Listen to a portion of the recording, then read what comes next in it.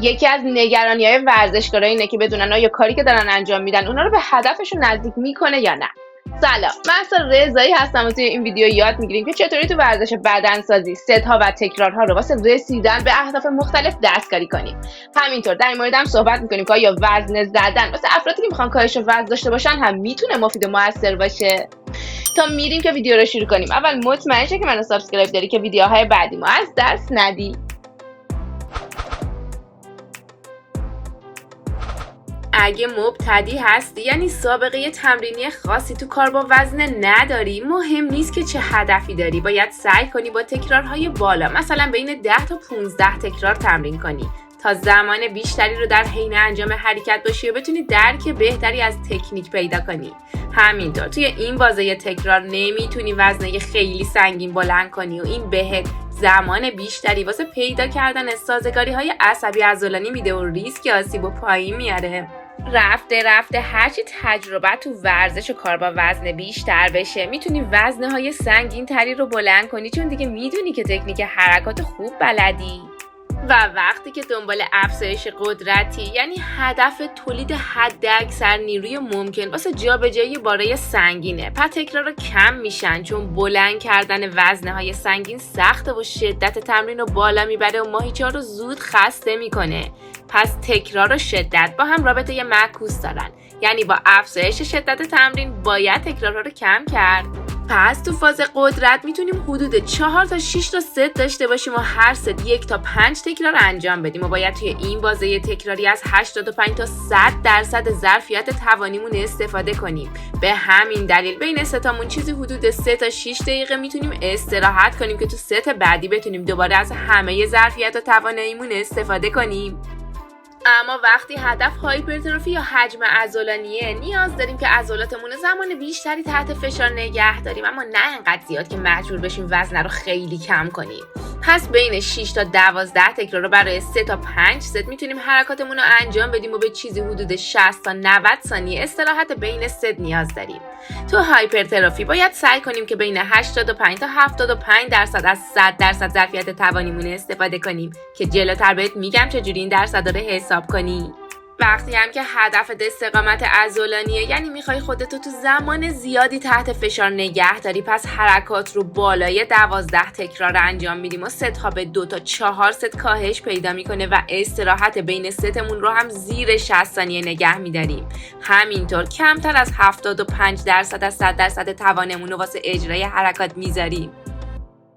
حالا سوال بعدی اینجا به وجود میاد که چطوری وزنمون رو انتخاب کنیم. 2 تا روش داریم. اولی این که تو هر بازه تکراری که هستی باید سنگینی وزنت در حدی باشه که تکمیل چند تا تکرار آخر تو رو به چالش بکشه.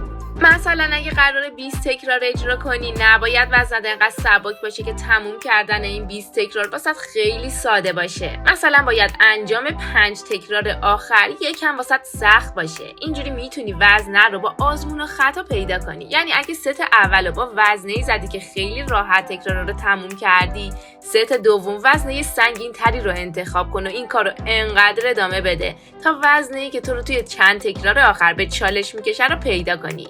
این وزنه رو تو دفترچت بنویس که هفته آینده بدونی این حرکت رو باید با چه وزنی انجام بدی. راه دومت حساب کردن درصدایی هست که جلوتر برات گفتم. توی این روش باید رکورد یه تکرار با سنگین ترین وزنه‌ای که میتونی از حرکاتی که تو برنامه‌ت هست رو بدونی. مثلا من تونستم حرکت فرانت اسکوات رو با 90 کیلوگرم برای یه تکرار اجرا کنم. حالا وقتی تو برنامه‌م نوشته شده که باید 3 تکرار با 85% بزنم، یعنی باید وزنه 77 کیلوگرمی رو برای 3 تا تکرار اسکوات بزنم. حالا از هر روشی که استفاده کردی خوبه بدونی که اگه اصل اضافه بار رو در حین انجام برنامه ورزشی رعایت کنی، میتونی پیشرفت بهتر و سریعتری داشته باشی.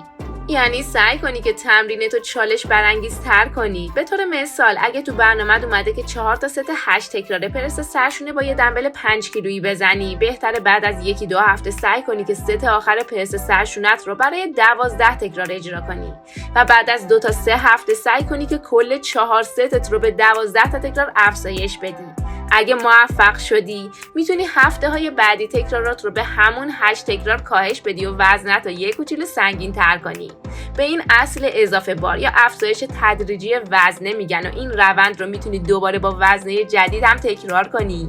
یادت هم نره که تو برنامه‌ات بیشتر از تمرینایی استفاده کنی که چند گروه عضلانی و مفاصل توی یه حرکت درگیر میکنه، مثل اسکوات، لانج، ددلیفت، پرس سینه، بارفیکس و. جا داره اینو هم تاکید کنم که با تمرینای مقاومتی و کار با وزنه میتونی کاهش وزن و چربی هم داشته باشی و برای کاهش وزن حتما لازم نیست که با وزنه‌های سبک کار کنی. همونجوری که توضیح دادم وزنه‌های تو هم باید به چالش بکشتت. با وزنه‌های سبک یا تمرینای هوازی فقط اون تایمی که داری تمرین میکنی کالری سوزی داری، اما وقتی وزنه‌ها تو رو به چالش بکشن باعث میشه که تا چندین ساعت یا روز بعد ورزشت هم کالری سوزی داشته باشی، متابولیسم بدنت و تراکم استخوانت رو افزایش بدی و بدن سالم‌تر و خوش‌فرم‌تری هم به دست بیاری.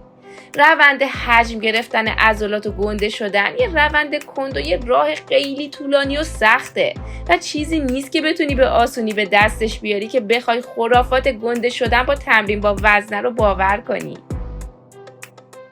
امیدوارم که این ویدیو واسات مفید بوده باشه. اگه ویدیو رو دوست داشتی ممنون میشم که لایک کنی یا واسم کامنت بذاری یا این ویدیو رو واسه اون دوستات که فکر می‌کنی به دردشون میخوره بفرستی. اگه هم ایده و یا موضوع خاصی مد نظرت هست که دوست داری در موردش واسات ویدیو درست کنم توی کامنت ها حتما بهم بگو. خوشحال میشم اگه بتونم کمکت کنم. موفق باشی.